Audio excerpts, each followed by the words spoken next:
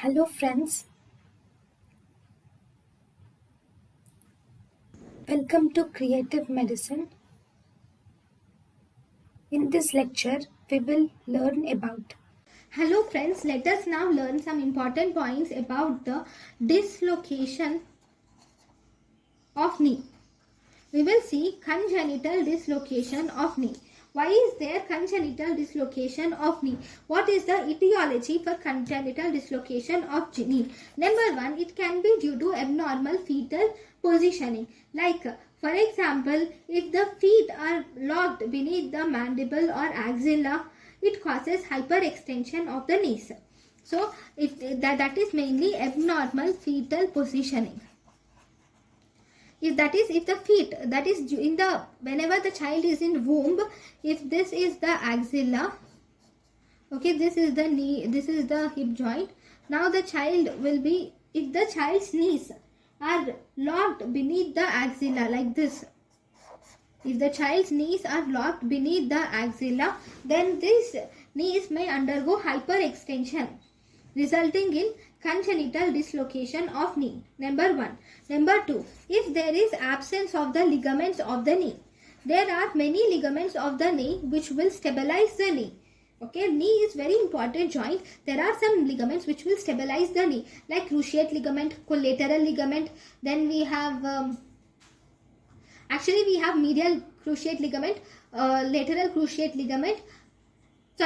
I'm really sorry. Actually, in the knee, we have anterior cruciate ligament, posterior cruciate ligament, medial collateral ligament, lateral collateral ligament, medial meniscus and lateral meniscus are present. But if there is any defect in the cruciate ligaments, absence of cruciate ligaments, then there can be a chance of this congenital dislocation of knee, especially the cruciate ligaments. Okay. Next, third, if there is quadriceps is actually the thigh muscle which is attached to the patella.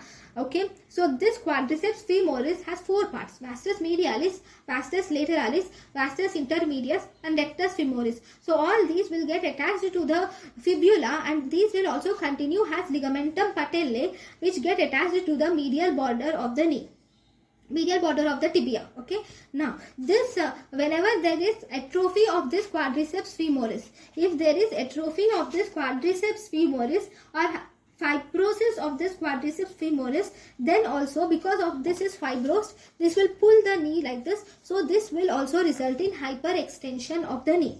Okay, because it pulls the knee like this because of atrophy and fibrosis, this can also result in hyperextension of the knee. Then fourth, it can be due to proximal end of the tibia can be displaced anteriorly and laterally. Wherever the proximal tibia, if this is the distal femur, if proximal tibia is displaced anteriorly, then also there will be congenital dislocation of the knee.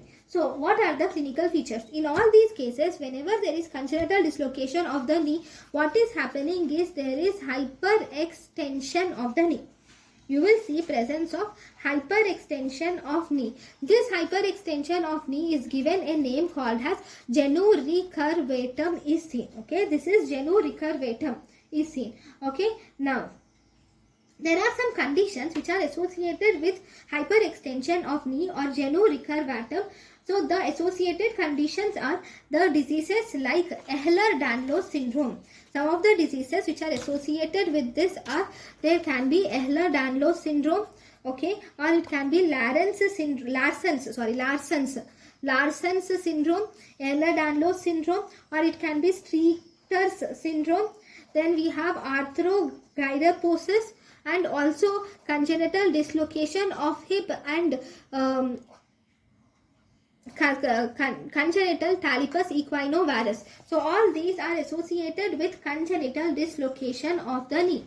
Okay, so this is about the congenital dislocation of knee. Thank you. Thank you and thank you for watching.